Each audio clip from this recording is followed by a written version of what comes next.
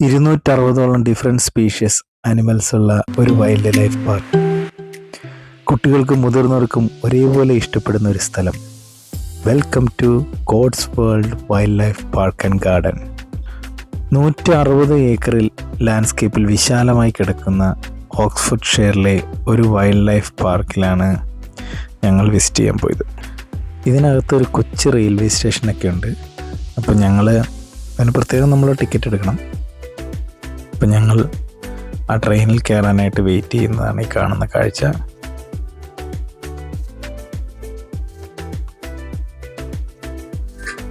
Train വരുന്നത് തന്നെ കാണാൻ ഒരു പ്രത്യേക രസമാണ്. കുട്ടികളൊക്കെ ഉണ്ടെങ്കിൽ അവർക്ക് ഒരുപാട് ഇഷ്ടപ്പെടുന്ന ഒരു മനോഹരമായ യാത്രയാണ്.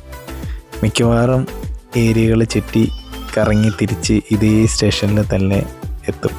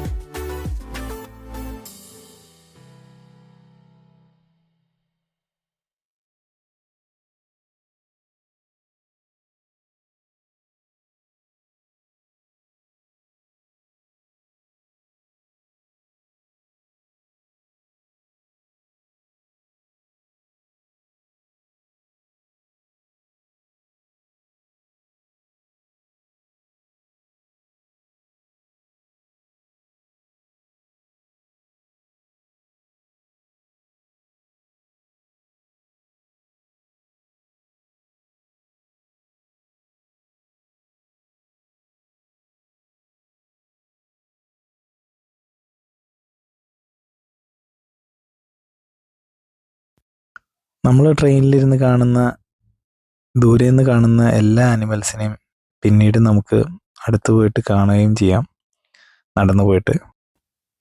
ഞാൻ ജീവിതത്തിൽ ആദ്യമായിട്ടാണ് പെൻഗ്വിനുകളെ കാണുന്നത്. അവർക്ക് വേണ്ടി പ്രത്യേകം പൂളെല്ലാം ഉണ്ട്.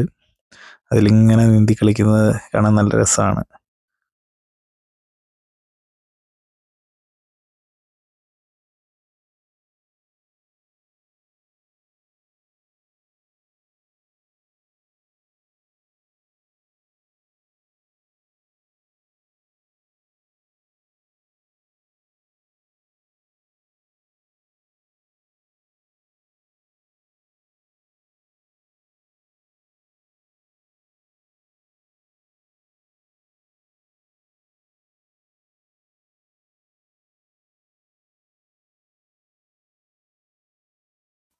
ഈ കാണുന്നതാണ് മീർ കാറ്റ്സ്.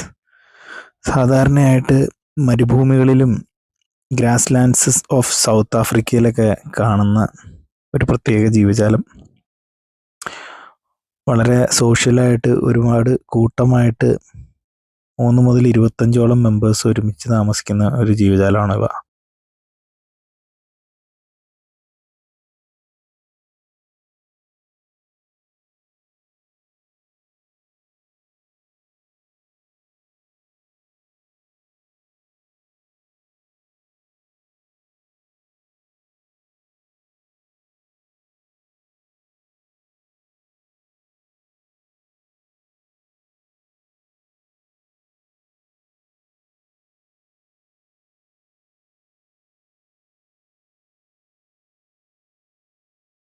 Pygmy marmoset. ഇത് പെറു, സൗത്ത് അമേരിക്കയിലൊക്കെ കാണുന്ന ഒരു പ്രത്യേകതരം ഈ കുരങ്ങ് വർഗത്തിൽപ്പെട്ട ജീവി.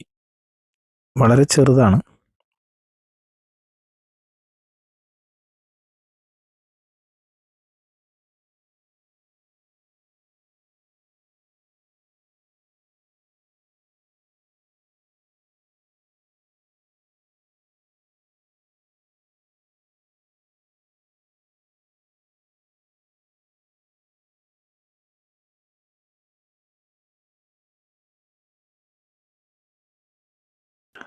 ധാരാളം പക്ഷികളും ഈ കൂട്ടത്തിലുണ്ട്. ആടുകൾ, അവയുടെ അടുത്ത് നമുക്ക് ചെല്ലാം, അവരെ ചിലതിനെയൊക്കെ പെറ്റ് ചെയ്യാനൊക്കെ പറ്റും കേട്ടോ.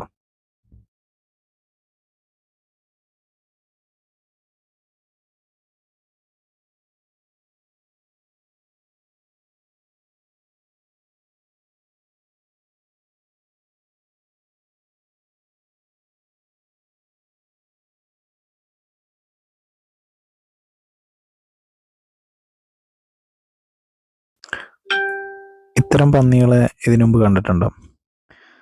നിങ്ങൾക്ക് ഇതിൻ്റെ പേരറിയാമെങ്കിൽ ദയവായിട്ട് ഒന്ന് കമൻറ്റ് ചെയ്യണേ.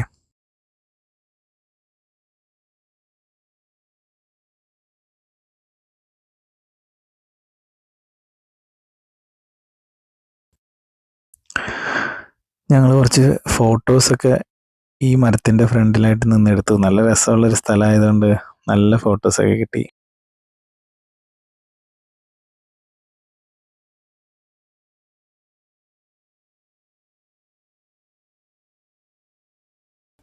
ഞാൻ നേരത്തെ പറഞ്ഞില്ല, നമുക്ക് ഈ ആടുകളുടെയൊക്കെ അടുത്ത് പോയിട്ട് അവരെ പെറ്റ് ചെയ്യാനൊക്കെ പറ്റുന്നു. ലച്ചു ആദ്യമായിട്ടാണ് ഒരു ആടിനെ തൊടാൻ പോണത് കേട്ടോ. അതിൻ്റെ എക്സൈറ്റ്മെൻറ്റും ചെറിയൊരു ടെൻഷനൊക്കെ ഉണ്ടായിരുന്നു. നമ്മുടെയൊക്കെ ഒരു ബാല്യം പോലെ ഉള്ളൊരു ബാല്യമല്ലല്ലോ ഇവർക്ക് കിട്ടിയിരിക്കുന്നത്. നമ്മുടെയൊക്കെ കുട്ടിക്കാലത്ത് നമ്മുടെയൊക്കെ വീടുകളിൽ മിക്കവാറും പശു, ആട്, കോഴി, നായ, എല്ലാ ഇതുപോലുള്ള ജീവജാലങ്ങളെല്ലാം ഉണ്ടായിരുന്നു. അപ്പോൾ അതുകൊണ്ട് മനുഷ്യൻ മൃഗങ്ങളുമായിട്ട് ഒരുപാട് അടുത്ത് ജീവിച്ചിരുന്നൊരു കാലം, അതൊക്കെ ഇന്ന് പലർക്കും തന്നെ നഷ്ടപ്പെട്ടു പോയി.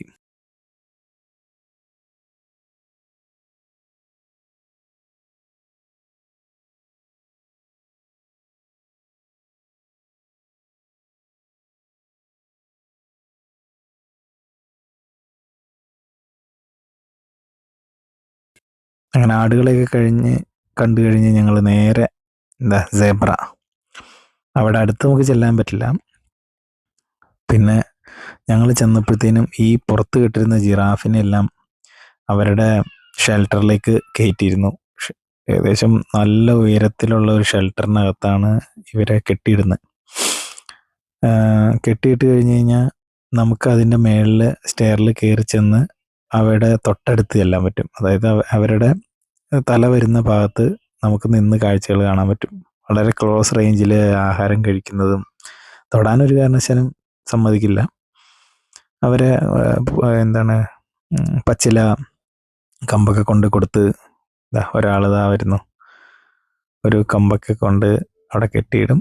അവർ അതെല്ലാം കടിച്ച് തിന്നും. അവിടെ നിന്ന് കുറേ ഫോട്ടോസൊക്കെ നമ്മളെടുത്തു. അതൊരു വല്ലാത്ത അനുഭവമായിരുന്നു. ജീവിതത്തിൽ ആദ്യമായിട്ട് തൊട്ടടുത്ത് ജിറാഫിനെ കാണുന്നു.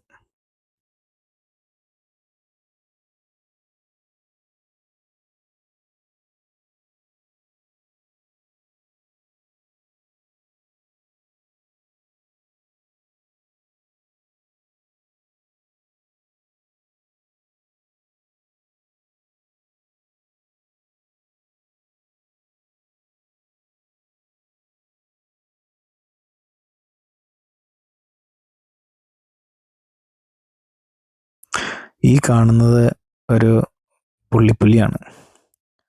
ഇതൊരു ശരിക്കും ഈ യാത്രയിൽ പോയതിൽ ഏറ്റവും എനിക്കിഷ്ടപ്പെട്ടൊരു ജീവി ഈ പോകുന്ന കണ്ടാമൃഗം ആണ്. ഇവൻ്റെയൊക്കെ വലിപ്പം നമ്മൾ ഈ വീഡിയോയിൽ കാണുന്ന പോലെയല്ല, അതിനടുത്ത് നിന്ന് കാണുമ്പോൾ മനസ്സിലാവും. ഒരാനയൊക്കെ കീഴ്പ്പെടുത്താൻ പറ്റിയ അത്രയും വലിപ്പമുള്ളൊരു ജീവിയാണിത്.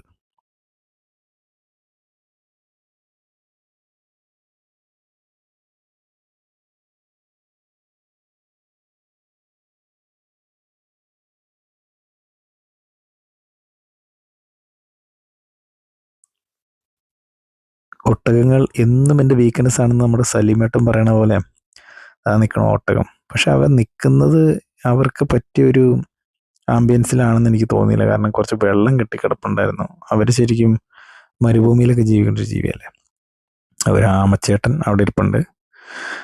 അപ്പോൾ ഏകദേശം ഞങ്ങളുടെ യാത്രകൾ ഇവിടെ അവസാനിക്കുകയാണ് ഗൈസ്.